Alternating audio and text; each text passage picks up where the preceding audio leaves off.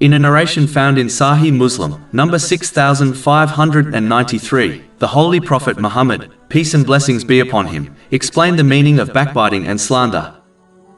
Backbiting is when one criticizes someone in their absence in a way which would be displeasing to them, even though it is the truth. Whereas slander is similar to backbiting, except that the statement is not true. These sins mainly involve speech but can include other things, such as using hand signals. These are both major sins, and backbiting has been compared to eating the flesh of the corpse of one's brother, in the Holy Quran. Chapter 49 Al-Hujurat, verse 12. And do not spy or backbite each other. Would one of you like to eat the flesh of his brother when dead? You would detest it.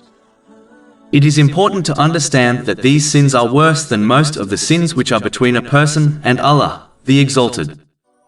This is because the sins between a person and Allah, the Exalted, will be forgiven by Him if the sinner sincerely repents. But Allah, the Exalted, will not forgive a backbiter or a slanderer until their victim forgives them first.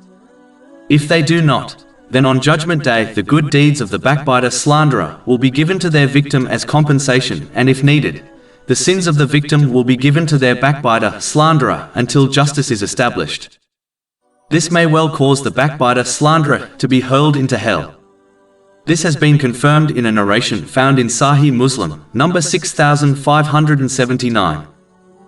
Backbiting is only lawful when one is warning and protecting another person from harm, or if a person is resolving a complaint against another person with a third party, such as a legal case. One should avoid backbiting and slandering by firstly gaining knowledge on the evil consequences of these major sins. Secondly, a person should only utter words which they would happily say in front of the person, full well knowing they would not take it in an offensive way. Thirdly, a Muslim should only utter words about another if they would not mind someone else saying those or similar words about them. Meaning, they should talk about others how they want people to talk about them.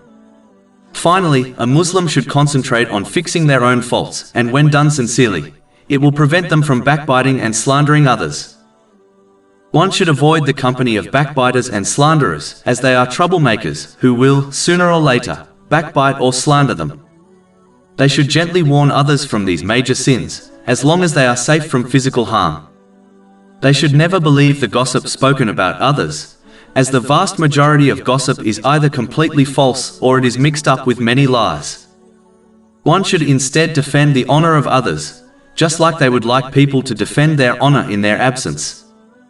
The one who behaves in this manner will be protected from hellfire by Allah, the Exalted. This has been advised in a narration found in Jami' at-Tirmidhi, number 1931.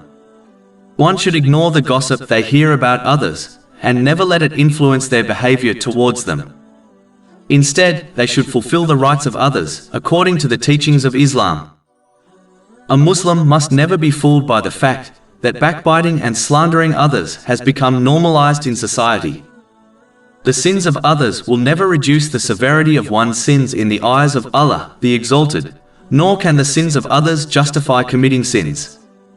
This is a foolish attitude which a worldly judge would not even accept. Then how can a Muslim expect Allah, the Exalted, the Judge of Judges, to accept it?